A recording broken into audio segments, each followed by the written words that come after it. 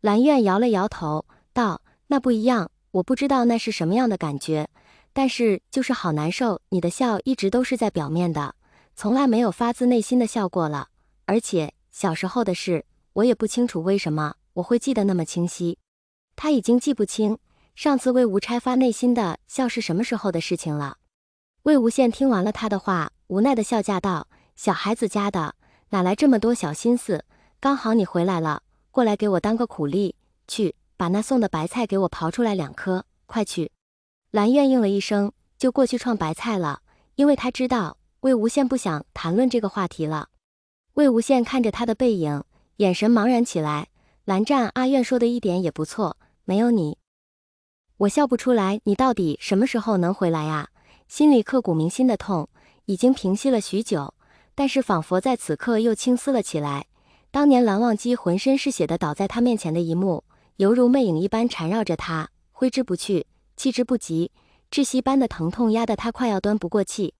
蓝湛，蓝湛，蓝湛，他不管想，一个8岁左右的孩子会这么清楚的明白他隐藏了那么深的心思，这一点他和蓝忘机真的很像。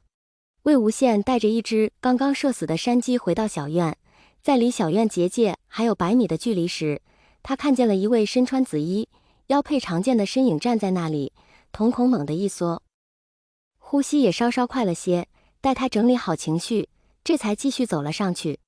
江城已经在这里等了近2个时辰了，只能触摸到此处有个结界，但是一进入这个结界就会陷入幻境。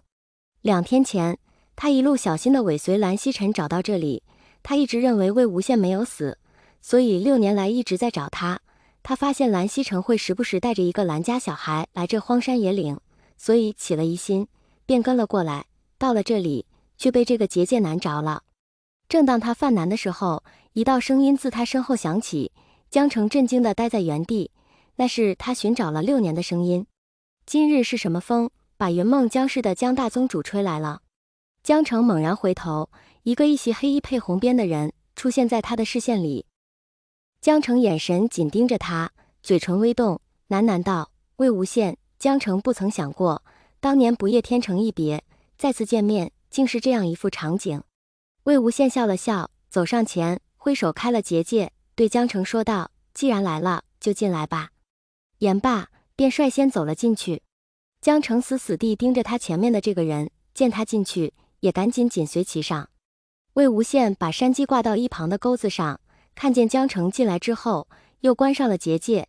他进屋拿了一坛天子笑和2只杯子，放到石桌上，对江城说：“坐吧，要是我坐着你站着，怕是要折寿的，毕竟你是宗主。”说着，给自己倒了一杯酒，也帮江城倒了一杯，放到他面前。江城看着他，默默地坐在他面前。2人就这样相对沉默不语。过了许久，魏无羡听见江城说：“魏无羡，6年了。”魏无羡眼里出现许些迷惘，喃喃道：“6年了，真快呀！那些人说你死了，阿姐哭了好久，还病了一场。”魏无羡低了低头，涩然道：“师姐她还好吗？”江城喝了一口酒，道：“你大可以自己回去看看。”魏无羡不说话，只是笑了笑，摇了摇头。江城愣了愣，下意识问道：“你不回去了？”“不想回去了，累了。我现在只想在这里陪着蓝湛，等他醒过来。”魏无羡说完顿了顿，接道：“江城，在这里不要向我提起外面那些人的事，我不想听，也不想管。以前的事，过去的就算了，别再提了。”江城装了皱眉，道：“蓝忘机，当年他带你离开不夜天，现在他人呢？”提起蓝忘机，魏无羡眼中的茫然瞬间变为温柔，还夹带着丝丝痛意。江城一度怀疑是自己看花了眼，再次凝神去看的时候，魏无羡眼里的那股情绪不减反增。接着就听见他说：“蓝湛他睡着了，到现在都没醒过来。”江城突然不知道要说什么了，就只是那样看着他，沉默许久，道：“当真不回来了？你知不知道那些人怎么说你的？夷陵老祖蛊惑韩光君为他拼命，乱葬岗上那堆碎片是假的，江家养了那么多年的白眼狼。”未等他说完，魏无羡就失控了似的站了起来，打断了他，道：“江婉银，我说过了，别在我面前提起这些东西。”